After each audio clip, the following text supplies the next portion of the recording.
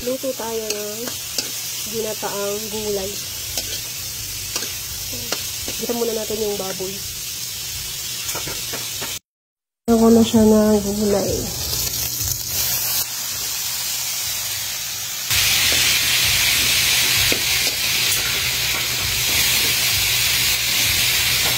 Sinispa ko talaga ng konti yung baboy para lumabas yung mga manti-mantika niya dun.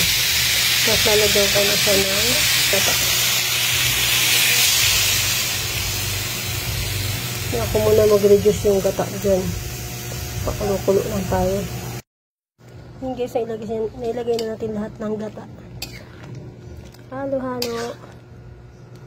Huwag lang sobrang halo. Para lang pantay.